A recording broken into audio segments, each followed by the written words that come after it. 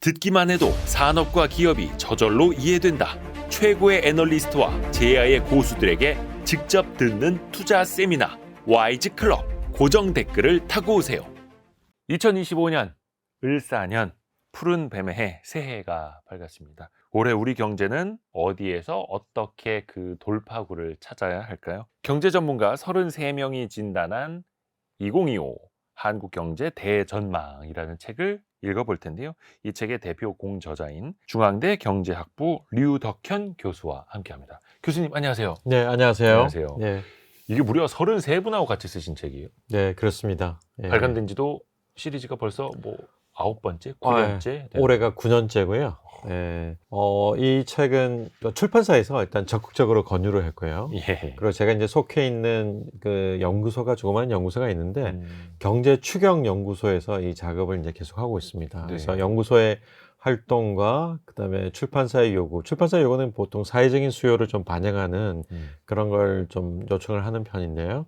적극적으로 그 두 단체의 요구 조건이 맞아들어서 전문가들을 섭외하고 해마다 중요한 차년도 경제 이슈를 정리한 책을 이제 내고 있습니다. 예. 그 33분의 경제 전문가분들이 해마다 조금씩은 바뀌기도 하나요? 네, 그렇습니다. 매년 뭐 저자들의 상황도 있고 네네. 또 우리가 선정하는 주제에 따라서 전문가들 섭외하는 분들 좀 달라지기도 하죠. 어떻게 좀 전망이 틀렸다 싶으면 다음에 참여 못하시고 막 이러진 않으시고. 뭐 꼭 그런 건 아닌데요. 네. 전망은 좀 약간은 다소간에 틀릴 수가 있습니다. 네네네. 그거보다 예를 들면 올해는 이제 트럼프 정부가 곧 출범하지 않습니까? 네.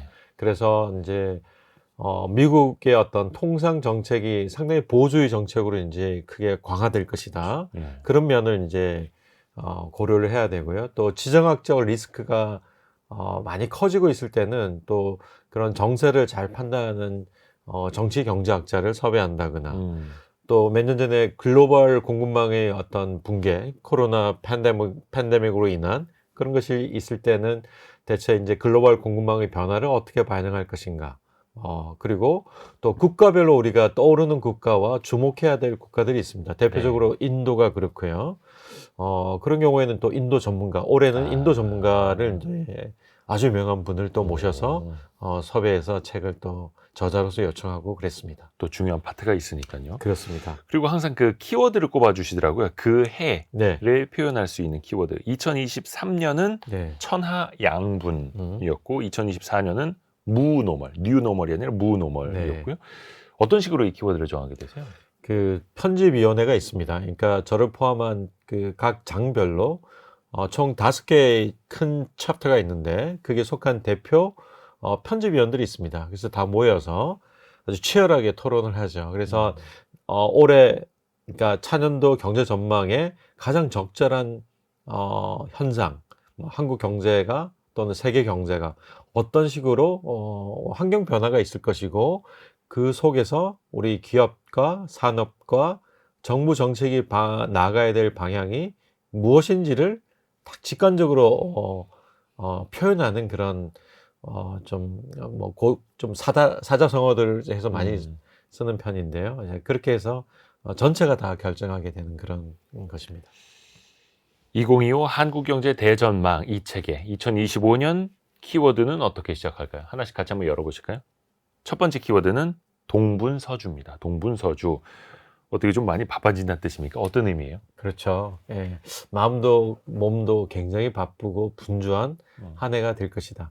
사실 우리 산업이나 기업이 그렇지 않았던 해가 없었던 것은 사실인 것 같아요. 그런데 지금은 빅 G2라고 하죠. 네. 미국과 중국의 어떤 패권 경쟁, 그게 상당히 오래됐습니다. 그래서 이제 거의 세계 경제 속에는 상수처럼 두 세력의 어떤 각축이 벌어지고 있는 것은 올해도 역시 마찬가지일 것이다. 그게 트럼프 정부가 들어서고 나서 더욱더 그게 강화되는 방향으로 또 2기 정부지만 1기 정부 때와는 다르게 훨씬 더 고조된 형태의 어떤 경쟁이 나타날 것이다 라고 보고 있습니다. 그래서 이제 별도의 공급망을 각자가 이제 운영하는 형편이라는 거 우리가 이미 4년 전에 확인을 했고 그런 속에서 우리 같은 통상 중심의 국가들은 여전히 새로운 위기를 맞고 있습니다. 또 위기는 동시에 또 기회가 되기도 하기 때문에 그 기회를 어떻게 살릴 수 있느냐, 살려야 하느냐라는 관점에서 기업들과 우리 산업, 또 정부는 굉장히 좀 바쁠 수밖에 없다는 의미에서 동분서주라는 키워드를 생각한 것이죠. 네. 어떻게 보면 이제 일감이 많아서 분주하다 이러면 되게 좋을 텐데 고민거리가 많아서 동분서주한다라고 하면 또 쉽지 않은 또 한 해가 될 것 같기도 하고요. 그렇죠. 한국은행이 내다본 2025년 경제 성장률도 사실 한 1.9% 정도여서 이제 우리가 1%대 성장하는 국가야? 라고 하면서 많은 분들도 체감을 하시거나 또 놀라시거나 또 당황스러울 수도 있을 텐데요. 우리나라가 그래도 조금이라도 더 잘 회복이 되려면 반도체 수출을 빼놓을 수가 없잖아요.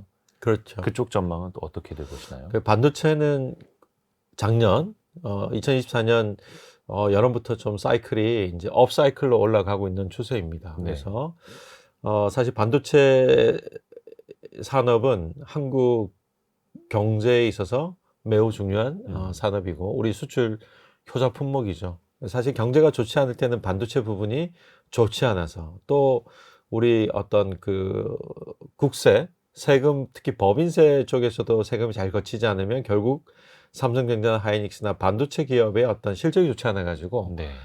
세금도 적게 거치는 형국입니다. 그래서 2010년 이후에 전 세계 반도체 산업의 사이클이 한 4번 정도 큰 사이클이 있었는데요. 네. 가장 큰 슈퍼 사이클이라고 했던 부분이 2017년이었습니다. 그때보다는 못 미치지만 이번 반도체 호황은 작년부터 다시 이제 업 사이클로 들어간 사이클은 2017년 사이클에는 못 미치지만 그래도 상당히 좀 괜찮은 사이클을 타고 있다라고 볼 수가 있고요. 그래서 우리가 그 부분, 네, 삼성전자나 하이닉스가 잘 올라타야 되는 것은 사실인데요. 다만 이제 그 시장 자체가 폭발적인 상승세가 아니다라는 거하고, 우리가 또 여전히 메모리 부분에 좀 치중해 있다라는 거하고, 예를 들면 AI 특수에 기초한 어떤 그런 부분에 반도체 부분에 대한 부분은 얼마나 우리 산업이 잘 흡수할 수 있느냐에 따라 가지고 반도체 산업 그리고 우리의 경제 성장에 크게 영향을 미칠 수 있는 경우라고 이제 볼 수가 있겠습니다. 그렇죠. 일단은 또 그 반도체를 사서 쓰는 대외 경제 환경 자체도 또 계속해서 좋아야 할 테고요. 네. 그 우리가 사실은 수출과 내수 양쪽에 두 날개가 있는데 네. 어떻게 보면은 내수는 위축되어 가고 있고 수출이란 자꾸 한쪽 날개로만 날려고 하는 좀 이상한 그런 불균형한 흐름으로만 가고 있는데요. 내수는 어떻게 좀 회복이 될 수 있을까요? 어떻게 보세요? 네, 그 내수 말씀드리기 전에 그 수출도 사실은 이 반도체, 자동차가 이제 우리의 양날개거든요. 전체 예, 예. 뭐 화학 제품이나 이런 것도 정유, 조선. 네, 수출도 상당히 좀 균형을 잡아야 됩니다. 균형적인 어떤 수출 품목도 너무 이제 한쪽 부분에만 몰려 있거나 또 지역도 편중되어 있으면 결국에는 어떤 특정한 시장이 무너지거나 그 수출을 하는 국가나 블록의 어떤 경제가 좋지 않으면 또 전체적으로 수출세가 좀 어렵기 때문에 수출도 좀 균형 잡힌 어떤 수출을 할 필요가 있고 지역도 다변화될 필요가 있습니다. 마찬가지 좋은 지적을 하셨는데 내수가 소비와 투자가 이제 대표적으로 이제 내수지 않겠습니까? 네. 근데 우리가 소비가 굉장히 이제 그 민간 소비가 선진국 중에서 민간 소비가 GDP에서 차지하는 비중이 50%가 되지 않는 나라 중에 하나입니다. 대부분 미국은 65%, 60% 다 넘죠. 원래 선진국 경제는 경제 규모가 커서 좀 수출이 어렵더라도 대부분이 어렵더라도 내수에 의해서 그 부족한 부분을 메우고 안정적인 어떤 그런 성장을 하는 형태라고 볼 수가 있는데 우리는 소비 부분이 너무 이제 낮습니다. 잘 아시겠지만 우리 부채 문제, 가계 부채 문제나 이런 것이 너무 크기 때문에 소비의 여력이 많이 없는 거고요. 그리고 지난 또 팬데믹 이후에 또 물가가 굉장히 많이 상승하지 않았습니까? 네. 물가 상승과 고금리, 물가를 잡으려고 고금리를 하다 보니까 또 가계의 어떤 부담이 커졌고 그래서 소비의 여력이 그 부분에 크게 영향을 받았던 부분도 있습니다. 그래서 지금 만약에 이제 내수에 대해서 기대한다면 금리 인하가 충분히 돼서 좀 뭐 그 가계의 어떤 그 부채에 대한 부담이 줄어서 소비 여력이 늘어나거나 이러면 좋을 텐데 금리 인하를 그렇게 적극적으로 할 수 없는 이유가 또 이게 부동산 부분을 자극해서 가계 부채가 또 늘어날지에 대해서 그렇죠. 되게 걱정하고 있지 않습니까? 그렇죠, 그렇죠. 그래서 소비 부분에 의한 내수 회복, 또 지금 워낙 경기가 좋지 않고 미래에 대한 어떤 전망도 좋지 않기 때문에 투자도 역시 투자 전망도 좋지 않습니다. 그래서 소비와 투자 이 두 내수를 지탱하고 있는 두 날개가 상당히 좀 어렵기 때문에 내수 회복에 의한 성장률, 뭐 견인, 경제 안정 이런 것도 좀 쉽지 어둡게 않죠. 예, 보고 있습니다.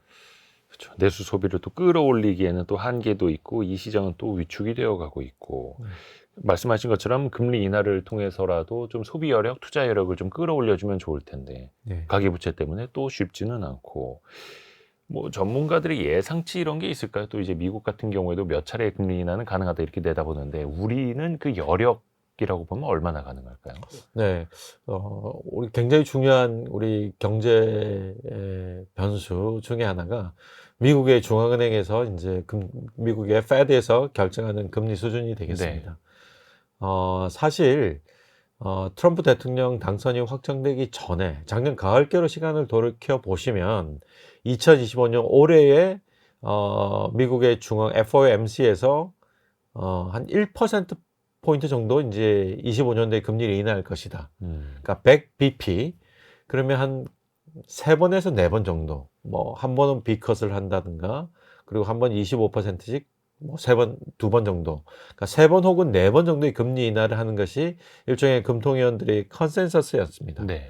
그런데 트럼프 대통령이 당선되고 그 이후에 물가의 상승 가능성 때문에 지금 기조를 바꾸었습니다. 그래서 2번 정도를 금리 인하를 할 가능성이 높고 한다면 폭은 0.5% 정도. 네.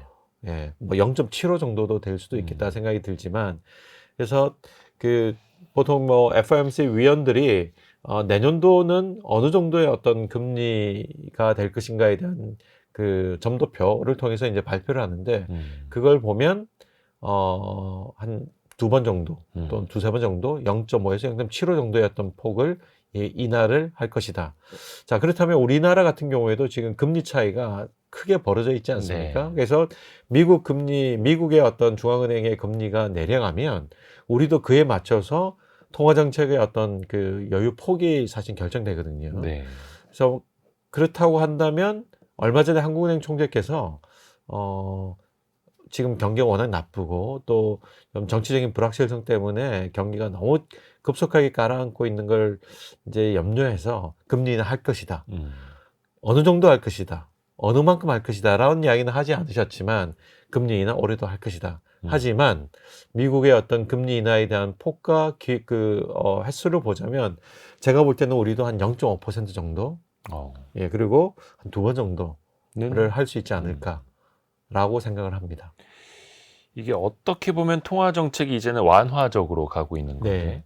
그만큼 재정 지출도 확대가 가능할 것이냐를 봐야 하잖아요. 그러니까 전반적으로 또 유동성 이제 풀리게 하는 것과 재정 정책을 통해서 꼭 필요한 곳에 마중물을 넣어주는 그런 작업들이 가능할까요? 예, 재정 정책은 사실 금리 정책은 모든 부분에 영향을 미치는 아주 강력한 그 정책 수단입니다. 일종의 밀물처럼. 그렇죠. 모든 비가 온다라고 하면 한쪽에 오지 않고 전체 다 오잖아요. 네. 그래서 사실은 비가 안 와도 되는 부분까지 이제 물이 들어가거나 그러면 오버플로우 할 수가 있습니다. 네, 넘치는. 그래서 금리 정책은 모든 부분에 뭐 무차별적으로 영향을 미치는 것이기 때문에 사실 부작용이 있을 수도 있고 또 상당히 좀 신중하게 해야 되는 부분이 있습니다. 그렇지만 이제 재정 정책은 딱 정책 목표를 정해서 타겟을 할 수가 있고요. 네. 물론 부작용도 있고 부작용은 좀 늦게 결정이 되고 또 정부의 어떤 그 재정 정책 방향은 결정이 신속하지 않을 수 있습니다. 네. 하지만 재정 정책 같은 경우는 작년, 재작년 너무 우리가 좀 긴축적으로 운영을 해왔다라고 하는 어떤 비판이 있습니다. 있었죠.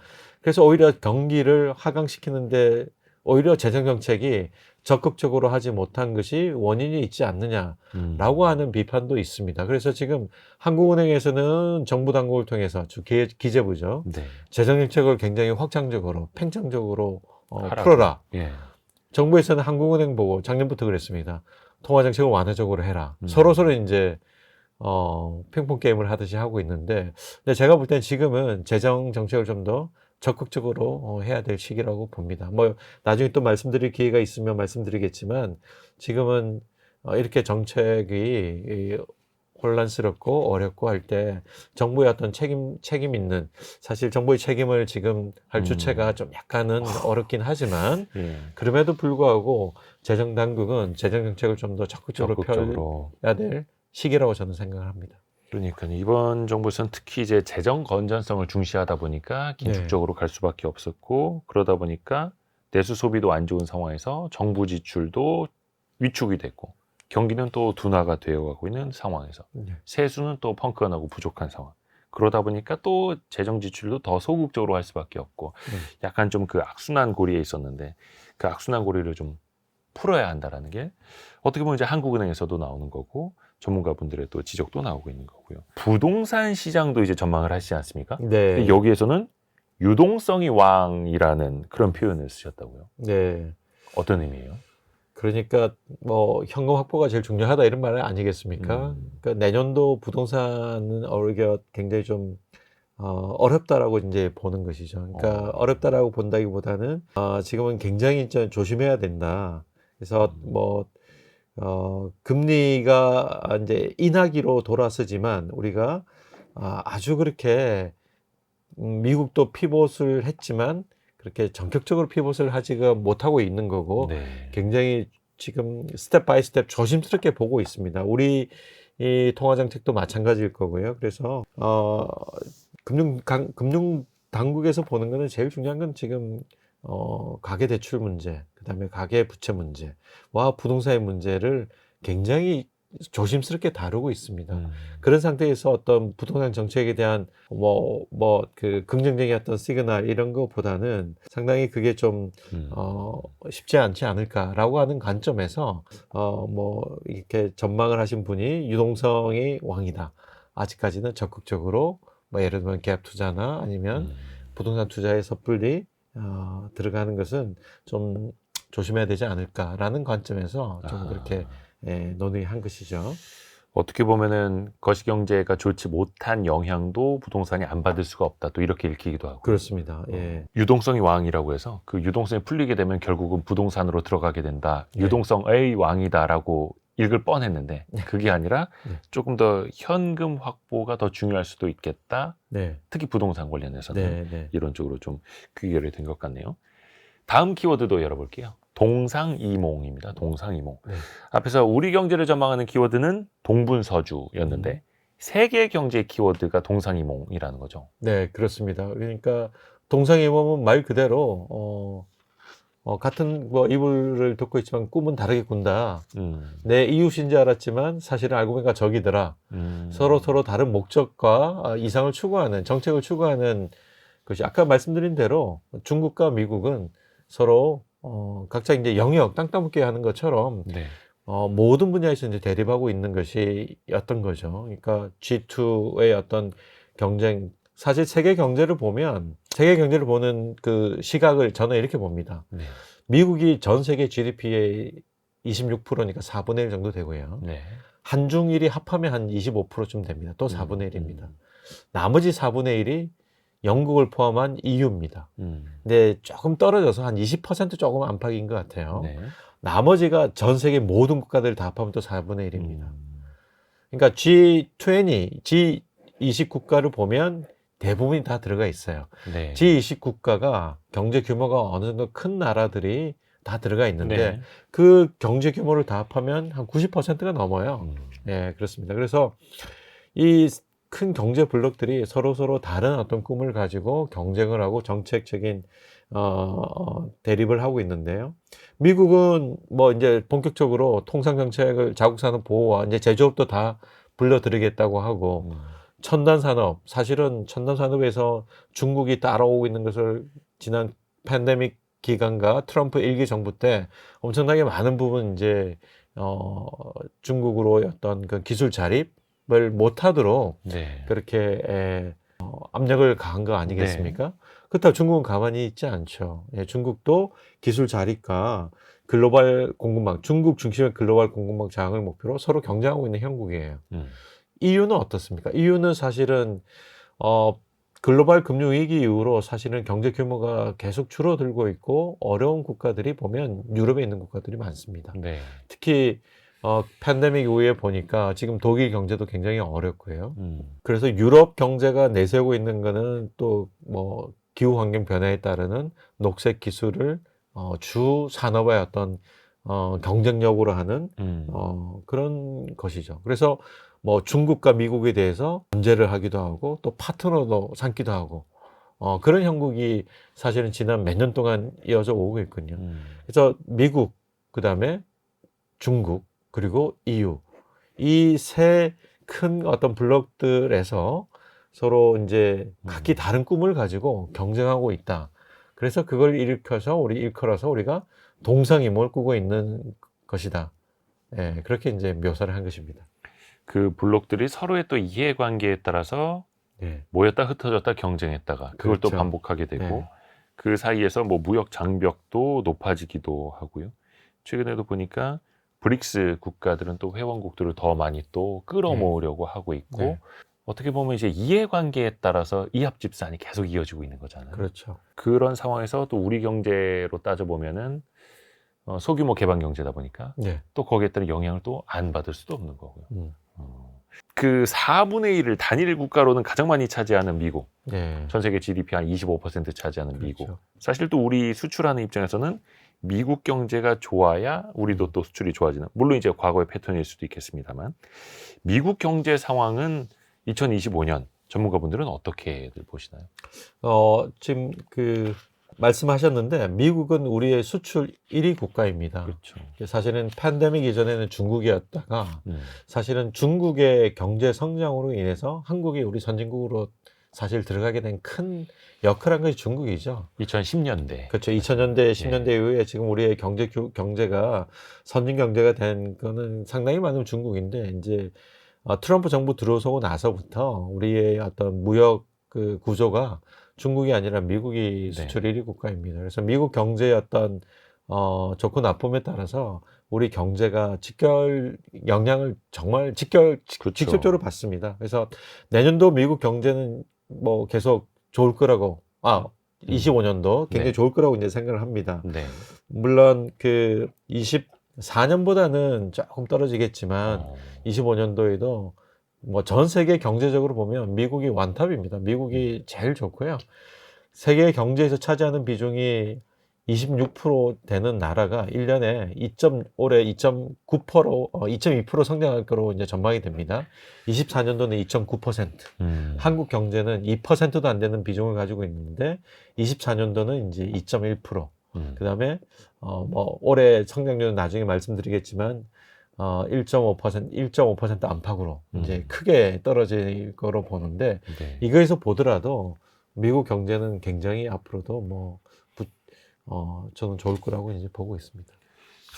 미국 경제, 세계에서 덩치가 가장 큰 친구가 가장 많이 키가 또 커지고 있는. 네, 100km 넘는 달리기도 100m 달리기를 제일 잘한다 이렇게 보시면 되겠죠. 이게 무서운 거죠. 그렇죠. 그러니까 전 세계 돈이 또 미국으로 네. 쏠려가고 있는 거고. 그렇죠.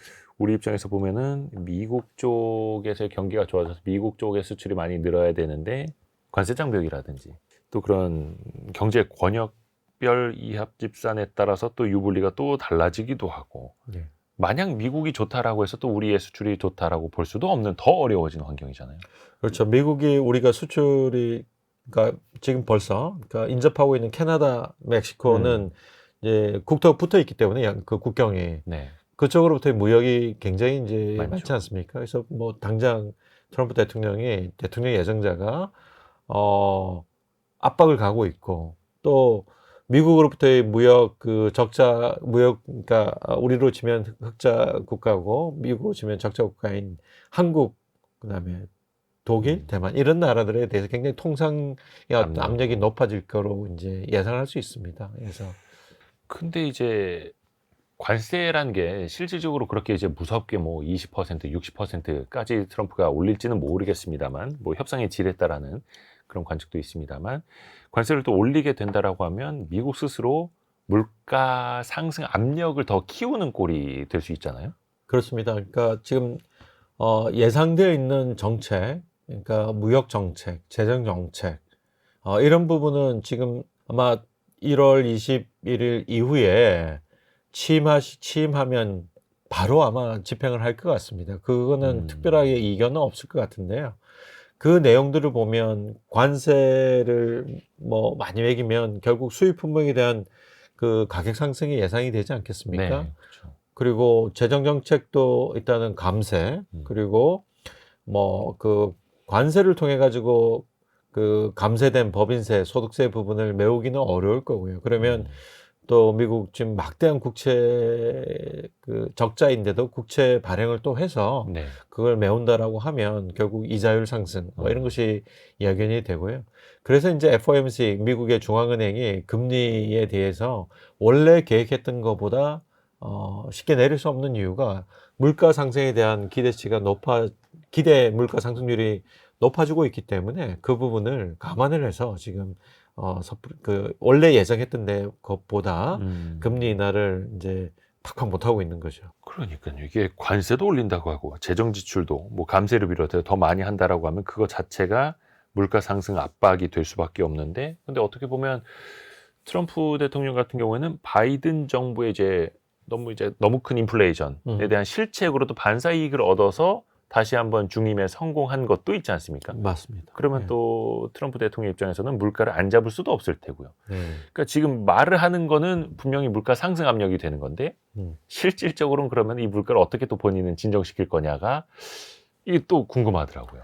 그래서 가능할까도. 경제학자들이 볼 때는 이게 딜레마의 상황에 그쵸, 빠질 딜레마죠. 건데, 예를 들면 대표적인 그 정책이 보면 이제 인플레이션을 상승할 수 있는, 예를 들면 아까 말씀 보편적 관세나 또 이민 정책에 대해서 이제 또 크게 막겠다라고 한 거잖아요. 네. 결국에는 인민 정책을 이렇게 억누르게 되면 미국의 노동 시장에 대한 압력으로 나타나서 시장 임금에 대한 상승 뭐 이런 것들이 잠재적인 인플레이션 상승 요인이 됩니다. 네. 아까 또 감세하고 규제 완화 정책 같은 경우에는 기업 투자를 이제 촉진할 수 있는 면도 있지만, 이 감세를 하고 또 재정 지출은 또 이렇게 그 소극적으로 하겠다라는 건 아니에요. 네. 확장적인 재정 지출을 하겠다는 거거든요. 그러면 재정 적자가 커질 거 아닙니까? 그렇죠. 그 커지는 재정 적자를, 그리고 뭐 관세를 통해서 다 할 수 있느냐?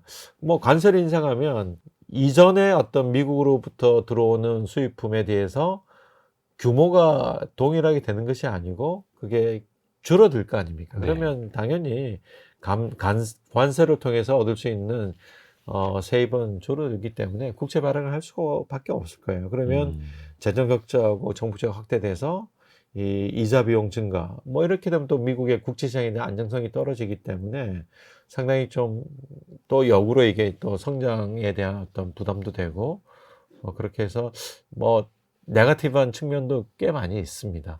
그러게요. 그런데 이게 앞에서도 표현해 주신 것처럼 미국에서도 딜레마적인 상황인데 네. 그거를 풀어나가는 해법도 어떻게 보면 이제 트럼프 스타일은 예측 불가이기도 네. 하고, 그래서 더더욱이 또 우리에게는 더 어려운 그렇죠. 것 같기도 네. 합니다. 우리도 뭔가를 예측을 하고 미리 대응을 하기도 더 힘든 거잖아요. 예.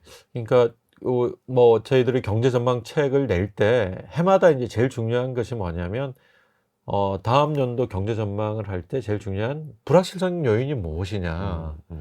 그래서 올해도 예측한 불확실성은 사실은 이 책이 발간할 때는 작년 24년 10월 말에 이제 발간이 됐습니다. 예. 그때는 미국 대선 하기 한 열흘 전쯤에 이제 책은 발간되었는데요. 그렇다고 누가 확실하게 이제 이긴다라고 이야기를 할 수 없어서, 그렇지만 책 내용에 쭉 보시면 트럼프 대통령이 당선이 될 것을 약간은 좀 중립적으로 썼지만 그걸 좀 더 우위를 둔 분들이 네. 저자들이 많습니다. 예. 그래서 트럼프 대통령이 된다라고 생각을 하면 그 불확실성, 그러니까 미국의 정치 변화, 변화가 있고 이거에 따른 중국과의 관계의 변화도 있을 것입니다. 그래서 미국과 중국의 정치 경제 변화가 가장 우리에게 닥친 불확실성 요인이다라고 하는 걸로 이제 대외적인 요인으로는 그렇게 했던 것이죠.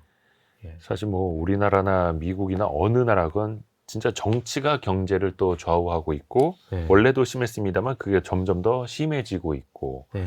그게 또 가장 큰 불확실성이 되는 거고. 그렇죠. 예. 우리 입장에서는 그러면 유불리를 좀 나눠서 봐야 되지 않겠습니까? 네. 트럼프의 정책들 몇 가지 대표적으로 네. 우리에게 유의미한 거 혹은 부정적인 거 좀 어떻게 나눠볼 수 있을까요?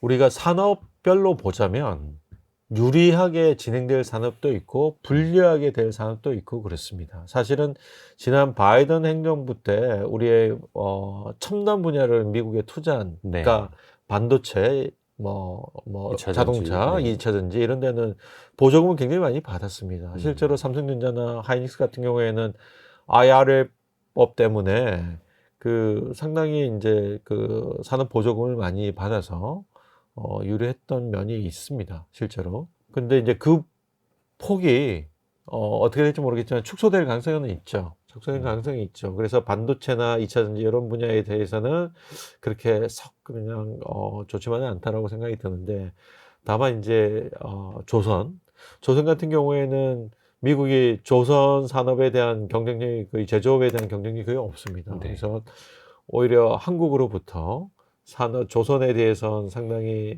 벌써 이미 도움을 요청하고 있고, 우리는 또 조선 경쟁력이 세계적인 경쟁력을 가지고 있기 때문에 또 뭐 특정한 어떤 그 회사가 필라델피아에 있는 조선소도 인수하고 그랬습니다. 네. 예, 그래서 조선에 대한 어떤 그런 기술이나 이런 것들은 우리가 좀 유망한 부분이 있고요. 뭐 방산 같은 경우에도 우리가 좀 좋은 분야가이기도 하고, 또 바이오 헬스 이런 분야는 여전히 우리가 기술적으로도 그렇고 또 글로벌 공급망 중에서도 우리의 어떤 기업과 산업을 요구하는 그런 것이 있기 때문에 좀 유리한 면이라고 볼 수도 있죠. 예. 그리고 자동차 같은 경우에는 네. 사실은 뭐 상당히 뭐 우리가 그 미국의 어떤 트럼프 정책에 대해서 예를 들면 한국에서 만들어서 미국으로 자동차를 수출하면 관세를 매길 텐데 미국 국내에서 생산하는 생산 공장이 많이 있잖아요. 네. 네, 그런 면에서는 큰 영향이 좀 적을 수 있다 이렇게 보여지죠. 또 오랜 기간 준비해 왔던 미국 내 전기차 생산 공장도 뭐 시범 생산을 비롯해서 네, 조금씩 돌아가기는 시작을 한 거고요. 근데 또 이게 우리 입장에서 보면은 국내에서 만들어서 수출을 해야 우리 수출로도 잡히고 우리 생산과 고용, 네. GDP에도 도움이 될 텐데 결국은 이제 미국 땅에 가서 그렇죠. 어떻게 보면 네. 미국 GDP 올려주는 일 아닙니까? 네, 근데 뭐 그 과실은 한국으로도 많이 들어오죠. 네. 그렇죠. 그래서 뭐 자본 이전을 통해서 좀 네, 많이 네, 들고 그렇습니다. 들어오기는 네, 해야 합니다만.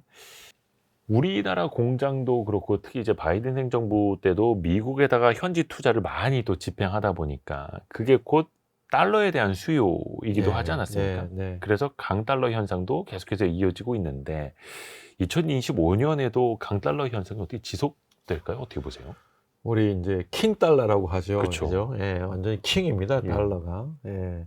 지금 우리 또 정치적인 불확실성 때문에, 불안정성 때문에 달러 강세가 더욱더 강해진 면이 있고요. 뭐 달러 강세의 현상은 전 세계적인 글로벌한 현상인데 그렇죠.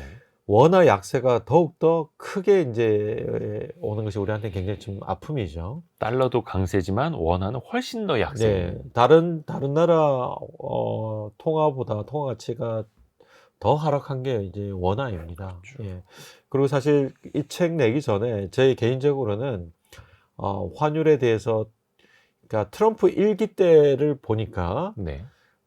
그때도 환율이 되게 많이 올라갔습니다. 원화 가치가 많이 떨어졌는데 언제까지 올라갔냐면 정점을 찍었던 것은 2016년 미 대선이 있고 트럼프 당선이 확실될 때까지 올라가고 그 이후로 계속 올라갔거든요. 그래서 대통령 취임할 때까지 많이 올라갔어요. 그리고 나서 취임하고 한 달 후부터는 좀 떨어졌습니다. 네. 상당히 안정이 됐거든요. 그걸 염두에 두면 우리가 작년 대선하기 한 9월 달쯤부터는 한 1,300원 초반대였어요. 네. 그러다가 트럼프 대통령이 이제 당선이 되고 그러면서 이제 우리 이제 뭐 한국 경제에 대한 어떤 음.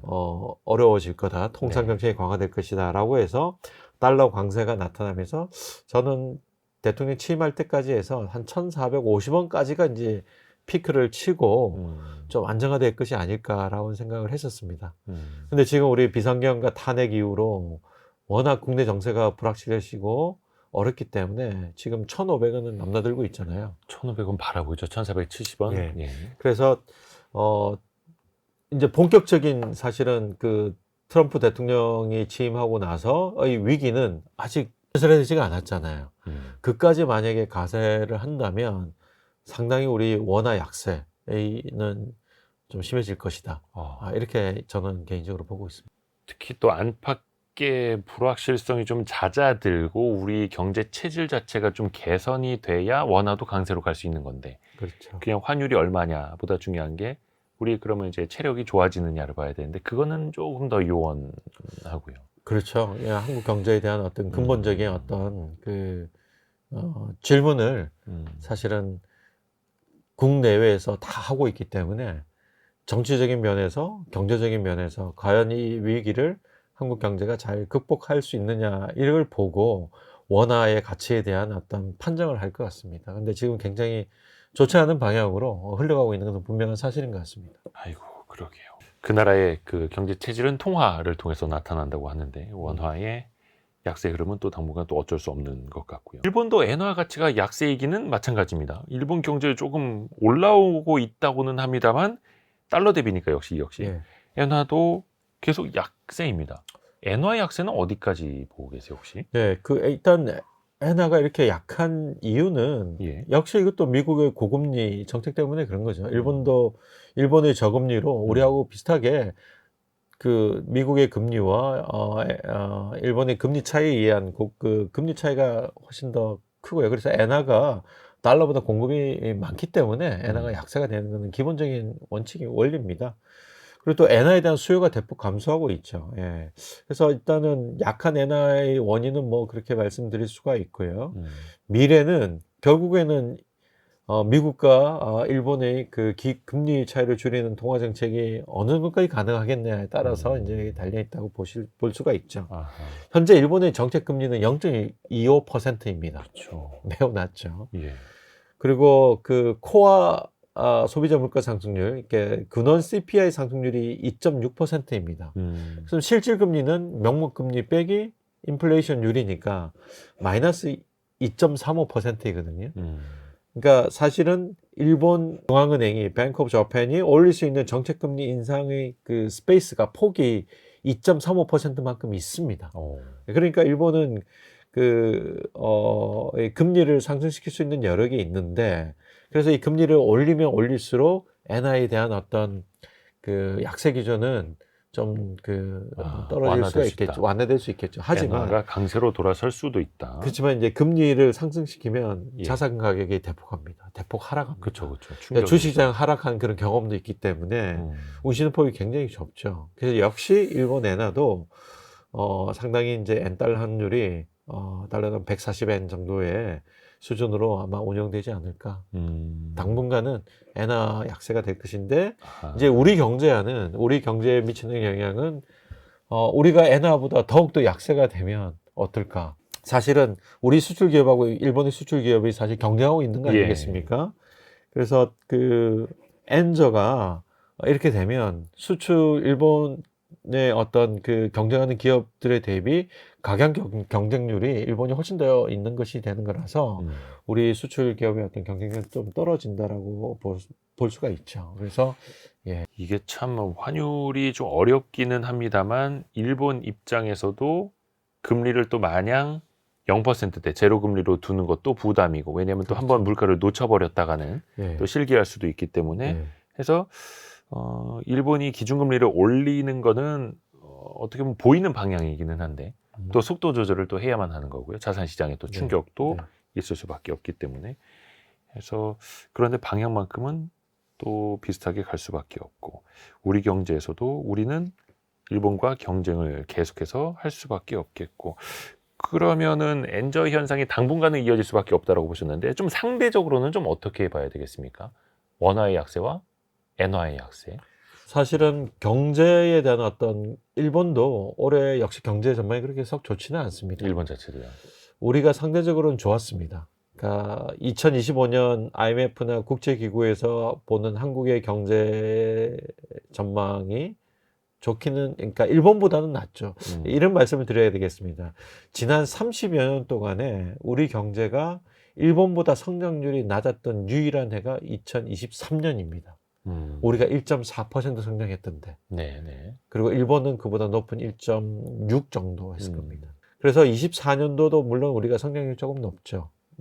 올해도 조금 높을 거라고 보는데, 지금 이제 우리는 정치적인 불확실성이 있고, 상당히 이제 아직까지 가늠이 되지 않은 정도로 어려운 건 시작하지도 않았기 때문에, 그걸 고려한다면 우리 경제가 더욱더 약해진다면 엔화보다도 오히려 더, 엔화 약세보다 원화 약세가 더 크게 될 수도 있을 수도 있겠다라는 생각도 듭니다. 예. 일각에서 보던 1,500원대 미만에서 전혀 이제 떨어지지 않거나, 그리고 일본은 예를 들면 회복하거나 그래서 엔화가 좀 올라간다 그러면 통화 가치에 대한 어떤 그런 차이는, 약세의 어떤 기조는 우리가 더 심화되고 더 지속될 가능성이 없지는 않다, 이렇게 볼 수가 있겠죠. 물론 뭐 절대적으로는 일본의 경제 규모가 우리의 거의 한 2.5배 이상이기는 합니다만, 네.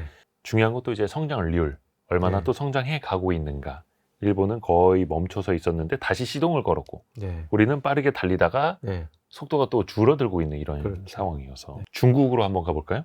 중국 시장도 잠깐 이야기를 해봤습니다만, 계속해서 뭔가 경기 부양책을 세게 쓰고는 있습니다만, 네. 그것이 효과를 내고 있느냐, 다시 중국의 성장 동력의 발전기를 돌리고 있느냐에 대해서는 계속해서 좀 의문부가 들었었습니다. 2025년에 중국은 어떨까요? 올해 중국은 관건이 이제 부동산 시장이 얼마나 안정해서 회복되느냐, 부동산. 그리고 내수에 대한 또 수요 자극이 얼마나 되느냐가 이제 핵심이라고 봅니다. 사실 이전에 중국 정부가 부동산 통해서 이제 뭐 내수나 경제 성장, 경기 안정하려고, 경기를 이제 회복하려고 했던 노력을 많이 했잖아요. 네. 그렇지만 이제 또 중국도 부동산 문제 때문에 경제가 굉장히 어려워지고 있는 것도 사실이고, 네. 그래서 지금은 이제 중국 정부도 첨단 제조업 성장 쪽으로 이제 방향을 크게 틀어야겠다, 네. 이렇게 하고 있습니다. 그래서 저는 부동산 시장이 얼마나 연착륙하느냐, 그리고 첨단 제조업 분야의 발전이 얼마나 이제 그 이상적으로 되느냐가 중국의 경제 회복에 있어서 키라고 봅니다. 이제 중국 경제에서 5% 성장률을 보기는 쉽지 않습니다. 6% 말할 것도 없고. 네. 그래서 올해도 한 4% 중반대 정도를, 정말 놀라운 숫자거든요. 예. 우리가 중국 불과 몇 년 전까지만 해도 뭐 두 자리는 아니더라도 상당히 높은 성장률을 중국 경제가 이제 유지해 왔는데, 지금 이제 중국은 4%대. 까지 이제 올해 성장률 전망하는 것 같습니다. 그렇다면 중국도 상당히 조금 쉽지는 않다, 네, 그런 예측을 할 수가 있겠습니다. 어떻게 보면 중국은 이제 양적인 성장보다 질적인 거에 더 무게를 두고 있다. 그러면서도 대외적으로 뭔가 한 5% 성장률은 또 계속해서 보여주려고 하고 있고, 네. 그러니까 양과 질을 둘 다 포기는 안 하려고 하는 거잖아요. 네. 그래서 중국도 그 기업들이 이제 수출망을 좀 굉장히 다변화하려고 하고 있고요. 그리고 해외 투자도 가속화하고 있는 실정입니다. 이게 좀 더 그때면 이제 세계 경제 지형에 큰 영향을 가지고 올 수가 있죠. 중국도 세계 경제 차지하는 비중이 한 16% 정도 되는 굉장히 큰 규모입니다. 그렇죠. 예. 뭐 예를 들면 이런 거죠. 중국에서 생산하는 상품들이 중국의 내수를 다 채우고 나면 어떻게 해야 되겠습니까? 세계로 나가야 되잖아요. 네. 그러면 과잉 생산을 해서 만약에 내수를 통해서 다 채우고 나면 세계 시장으로 나가야 되는데, 그러면 그게 예전처럼 저가 상품이 아니고 오히려 우리 주력 상품들보다 퀄리티나 가격 경쟁력이 훨씬 좋은 상품이 나간다고 한다면, 우리 입장에 보자면 우리가 100원 받는 거를 중국에서는 똑같은 상품과 비슷한 퀄리티를 가진 상품 50원에 판다, 라고 하면 우리는 굉장히 어려운 부분이 있겠죠. 예. 그래서 그런 부분도 우리가 좀 잘 모니터링 해야 될 것 같고요. 예. 특히 아세안 시장하고 우리가 이제 남방, 서남방 시장, 그리고 남미 시장에서 이제 중국 기업하고 우리 기업들의 경쟁이 아주 치열해질 거로 이제 전망하고 있습니다. 예. 그렇죠. 그 이머징 마켓에서 또 깃발을 꽂으려는 그렇습니다. 중국과 또 예. 마찬가지로 그 제조업에서 경쟁을 하는 우리나라 네. 또 마찬가지고 부딪힐 수밖에 없는 거고요. 네. 근데 이게 어떻게 보면 이제 특히 2024년에 많이들 겪으셨을 거예요. 어떤 특정 쇼핑 앱에서도 엄청나게 싸게 팔고 있고 그렇죠. 그 과잉 생산된 것을 전 세계로 막 밀어내기 식으로 팔고 있고 했는데 과연 우리 기업들이 단가에서도 경쟁이 쉽지 않았었는데 이제는 기술력 측면에서도 또 중국과 경쟁을 해야 된다라는 게 더 이중고이기도 하잖아요. 그렇습니다. 예. 좀 우리가 나아가야 될 공간이 좀 보였으면 좋겠습니다. 왜 축구에서도 어디 비집고 들어갈 틈이 좀 보여야 공격을 해서 골도 넣고 하는데 전 세계적인 지형도로 봤을 때는 어느 쪽으로 우리가 좀 공세를 가하면 좋겠습니까? 뭐 미국, 중국, 유럽, 뭐 네. 제3국가들. 그 종합하자면 사실은 올해 경제, 뭐 이게 올해 경제만 그렇겠습니까만은 사실 올해 이제 특정해서 말씀드리면 그 세 가지 핵심 그 키 팩터가 있습니다. 네. 계속 말씀을 드렸던 내용을 이제 종합하는 이야기인데요. 네. 우리 경제가 올해 정말 회복하려면 세 가지 정도가 있는 하나는 내수가 회복돼야 됩니다. 아까 말씀드린 대로 그러니까 소비와 투자. 근데 뭐 좋지 않을 수가 있는데 뭐 정치권이나 정부가 어떻게 하는가에 좀 달려 있는 면이 있는 부분이 있고요. 두 번째는 수출에 대한 회복 여부입니다. 그러니까 반도체와 자동차, 또 아까 말씀드린 좀 우리가 다변화해야 될 부분, 또 지역에 대한 부분이고요. 또 세 번째 키 팩터가 이제 미국과 중국의 어떤 그 경제와 정치의 변화에 따르는 어떤 그런 변수들이죠. 사실 두 개는 우리가 통제하기가 쉽지가 않습니다. 어떻게 미국의 트럼프 정책이나 중국의 어떤 뭐 정책 이런 것들 우리가 영향을 미치는 것은 굉장히 제한적이죠. 그죠. 뭐 우리가 뭐 싸우지 말라고 할 수도 없는 거고. 그리고 세계 경제의 어떤 뭐 우리의 수출 주력품이 반도체나 어떤 자동차나 여러 가지 제품들이 있지만 이거 역시 또 우리가 영향을 미친다기보다는 어떤 그 종속적인 변수인 것이고요. 네. 하지만 우리가 내수와의 어떤 그 내수 부분에 대한 회복 이런 부분은 좀 적극적으로 우리가 정책적인 방향을 통해서 할 수 있는 면이 있음, 이런 부분은 좀 충분하게 우리가 대응을 해야 된다라고 이야기를 할 수가 있겠습니다. 그러니까 내수 회복을 이제 살려야 되고요. 대외적인 어떤 리스크에 대해서 사실은 뭐 기업이 결국에는 경제활동 기업이 하는 거지만 정부가 좀 먼저 나서서 좀 어떤 기업의 어떤 애로점이나 이런 것들을 적극적으로 같이 풀어주는 노력도 해야 될 필요가 있는 것이죠. 정부 재정 정책에 대해서는 분명히 그 기조 전환을 저는 해야 된다고 보고요. 사실은 건전 재정을 아까 말씀하셨지만 지금 이제 경기 침체를 그 악순환을 가져왔어요. 경기가 어려울 때 사실은 건전 재정한다고 정부 재정을 굉장히 긴축적으로 하다 보니까 경기가 살아나지가 않고 경기가 살아나지 않으니까 세금도 적게 거치고 세금이 적게 거치니까 정부가 재정할 실탄이 부족해서 집행을 안 하고 다시 또 경기가 나빠지고 이런 악순환이 되면서 세금도 안 거치고 경제도 안 살아나고 그런 것이 최근에 한 2년 정도, 2년 정도의 어떤 굳어진 어떤 경제였던 것 같아요. 지금은 좀 그거를 좀 빨리 좀 탈피해야 된다. 특히 이제 어려운 지금 상황이기 때문에 그런 부분을 이제 촉구할 수 있겠습니다. 관점에 따라 좀 달리 볼 수 있겠습니다만 GDP 대비 한 50% 정도에 육박한 우리나라 국가부채 비율, 정부부채 비율로 봤을 때 과거 대비 너무나 빠르게 정부부채 비율이 올라오고 있다라고 보는 축. 근데 아직 뭐 100%를 넘은 선진국에 비했을 때 50% 정도면 우리는 굉장히 건전한 거다. 라고 보는 시각. 그럼 교수님이 약간 그 후자 쪽에 무게를 두시는 거예요? 네. 그러니까 이게 규모 자체를 봐서는 안 되고요. 규모 자체가 전부 다 예를 들면 1년 안에 다 갚아야 될 그런 단기 부채다. 그러면 1년에 만기가 돌아오는 부채면 바로 위험하죠. 그만큼을 또 빚을 내서 또 그걸 롤로버 차환을 해야 되거든요. 근데 우리의 그 부채 구조를 보면 1년 미만, 그러니까 단기 부채가 전체 10%도 안 됩니다. 전체 우리 국가 부채. 그러니까 50%라고 한다면 한 우리가 2,500조 정도는 GDP니까 1,250조 정도 중에서 한 10% 정도가 10% 미만이 이 단기 부채이고요. 그러니까 장기 부채가 그만큼 많다는 것이죠. 그러니까 부채의 질도 괜찮아졌다, 좋아졌다라는 거죠. 그리고 이자로 미국 같은 경우에는 정부 재정의 상당수 많은 분야를 이제 이자로 갚아야 되는 부분이 있거든요. 근데 우리 이자는 1% 안팎입니다. 그리고 뭐 외국인들이 가지는 것보다 내국인들이 기관이 가지고 있는 부채도 좋고 그래서 마이크로적인 어떤 면에서 보자면 우리의 어떤 국가 채무의 어떤 질은 그렇게 나쁘지 않다라고 보는데 다만 이제 정부가 그게 너무 이제 바인딩 돼 가지고 뭔가 우리는 지금 다 죽게 생겼는데 지금이 너무 어려운데 지금 이런 식으로 가계, 기업, 부채를 보자면 정부 부채가 국가 채무가 가장 여유가 있어요. 그 GDP 대비 비율로 기업 부채, 가계 부채 비율은 다 100%가 넘었는데 그렇죠. 정부 네. 부채 비율만 50%. 네, 네. 이게 조금 이제 씁쓸하긴 하죠. 예, 부채가 뭐 많이 네. 있는 건 좋지는 않은 것입니다만은 그럼요. 건전한 게 좋습니다만. 지금 상대적으로 보자면 경제 주체 보통 이제 경제 주체 세 가지 주체 가계, 기업, 정부, 뭐 해외까지 해서 네 개인데 국내적으로는 세 개의 주체인데 다른 두 주체들은 정말 힘듭니다. 예. 가계, 기업보다 정부가 가장 건전한 나라, 재정 건전성이. 이것도 물론 이제 양면성으로 여러분이 또 들으시는 분마다 또 해석을 또 달리 하실 수는 있을 겁니다. 2025 한국 경제 대전망 책을 읽어봤는데요. 이 책을 관통하는 핵심 구절을 우리 류덕현 교수님께 직접 좀 부탁드리겠습니다. 예. 동상이몽의 세계 경제, 동분서주하는 한국 경제 이렇게 잡아왔습니다. 어떤 의미이신지 간단하게만 다시 네. 한번 더 정리해 주시다면요.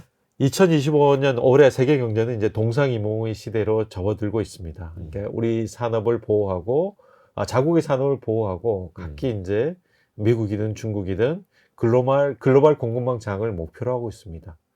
중국도 있고 EU도 있습니다. 국가들마다 저마다 이해관계 속에서 서로 다른 꿈을 꾸고 있는 세상입니다. 이에 우리는 이 급변하는 경제 환경 속에서 우리가 동분서주하지 않을 수밖에 없는 그런 현실을 나타내는 그런 말씀이라고 이제 드릴 수가 있겠습니다. 발에 땀 나도록. 그렇습니다. 대신에 그렇게 열심히 뛰면 동분서주하면 네. 거기에 맞는 알찬 결실을 우리가 또 볼 수 있는 그런 2025년이 됐으면 하는 바람입니다. 희망을 가져야겠죠. 예.